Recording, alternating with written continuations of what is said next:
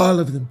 All of the death row records. Don't try to pin me down. I see what he just... Excuse me. Fake news. Excuse me. Fake news. Fake news. America's very divided about him. Yeah, that's true. That's true. That's the South, and Georgia. I think is it's more Republican state, Republic state.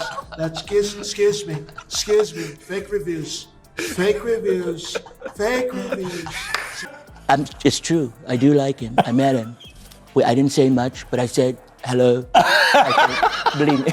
Have you met Donald Trump? I met Donald Trump, and I said hello to him. He said, hello. That's good. Ever seen a comedian so perfectly roast Trump that even his supporters couldn't help but laugh? Jamie Foxx just took Trump down with an impression so spot on, it's like looking in a mirror, if mirrors could show delusion. In this clip, Fox claims to be Trump who invented electricity and discovered America, while Chris Tucker asks the burning question, is Donald Trump really your president? Their tag team comedy takedown is basically a WWE SmackDown, except with words instead of chairs. Before we move on, I'd like to ask you a small favor. If you appreciate this content, please take a second to like this video and subscribe to the channel. Over 98% of you watch the videos without subscribing. It costs you nothing, but it makes a huge difference to us. So, did you click the subscribe button? Great, thank you so much. Now, back to the video. Ever wonder what happens when two comedy legends treat the presidency like a bad reality show? Jamie Foxx and Chris Tucker just showed us, and let me tell you, it was pure comedy gold. These two didn't just mock Trump, they absolutely demolished him with the kind of precision that only true masters of comedy could pull off. But it was true. It was like the one thing that you look at what happened with politics this year, people sort of stripped away a lot of things. You know what I'm saying? Regardless of what you believed in. That's how I. The odd thing is, if you go down to somewhere like Atlanta, for example, which I've done, recently, a lot of support for Trump. It's a very different atmosphere about him there than it is here in this country. Like some of those politicians were afraid to say what Donald Trump was saying, and they ended up being left in the dust because people were a little like, well, he's got a point in the sense that we're playing things a little too close. Is Donald Trump your president? Do you consider him your president?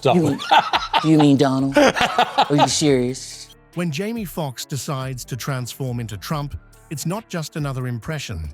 It's like watching a comedic exorcism happen right before your eyes. Fox doesn't just mimic Trump's voice, he becomes him, complete with those weird hand gestures that make it look like he's perpetually squeezing invisible oranges or trying to conduct the world's tiniest orchestra. It's hilariously accurate, and the audience couldn't contain themselves. What sets Fox's Trump impression apart from the countless others we've seen over the years is how he portrays Trump as essentially a delusional reality TV contestant who somehow wandered onto the political stage. While most comedians stick to the basics, the hair, the tan, the voice, Fox goes nuclear by exposing the fundamental truth about Trump. He's not a politician, he's a performer who can't tell the difference between The Apprentice and the Oval Office. The real genius comes when Fox starts mimicking Trump's distinctive speech pattern. Excuse me, fake news. They tried to give me the virus, he declares, capturing that perfect Trump inability to complete a coherent thought before jumping to the next half-formed idea. The audience howls because it's funny, sure, but also because it's terrifyingly accurate. Jamie does so many amazing impressions. What's your go-to impression? I'm not. Don't make me do that next to this guy. Let's see, Jamie, what do you got for us? Believe me. Believe me. I know Chris Tucker. He's a great comedian, great guy. I like him. Whatever person you voted for, there was a lot of things that were sort of addressed about like, maybe we were playing things a little too close. Good thing. We need a lot of things to happen in our country, in America. So I hope he does good. I hope tomorrow he wakes up and he just does the right thing. Trump talks exactly like someone desperately trying to remember what he was supposed to say after getting distracted by his own reflection. Fox doesn't stop there, though. He brilliantly exposes Trump's habit of making everything about himself, even when it has absolutely nothing to do with him. When Fox's Trump says, I love Snoop the Double OG, great person. It perfectly captures how Trump tries to associate himself with anyone popular to boost his own image, whether they want that association or not. It's like watching a desperate guy at a party pretending he knows all the cool kids. And then there's Chris Tucker, playing the perfect straight man to Fox's unhinged Trump. Tucker asks the devastating question that lands like a comedy nuke. Donald Trump, your president, do you consider him your president? It's brilliantly simple, yet cuts right to the heart of the absurdity of Trump's entire political existence. The fact that many still struggle to reconcile the reality TV star with the actual presidency. The approach these two comedy legends take is surprisingly effective because they're not treating Trump as a serious political figure at all. Instead, they portray him as what he truly is, a reality show contestant who accidentally wandered onto the wrong set, and everyone's too polite or too scared to tell him. It strips away all pretense and exposes the performative nature of Trump's entire approach to governance. Fox takes it even further when his Trump starts claiming achievements like, "They tried to give me the virus, I beat the virus." He transforms political rhetoric into reality TV catchphrases, the kind of empty boasting you'd expect from someone trying to avoid elimination on a show, not from the leader of the free world.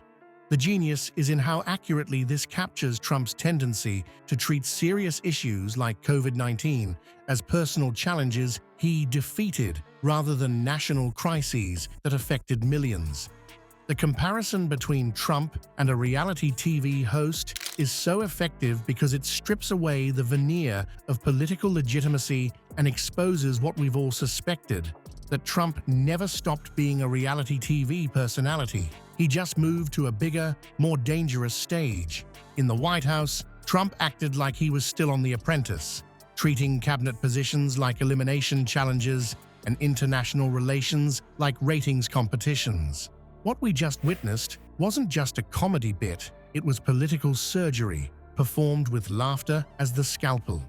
When Tucker and Fox held up that mirror to Trump's presidency, they weren't just going for cheap laughs. They exposed something real, the bizarre reality show governance that's been masquerading as leadership.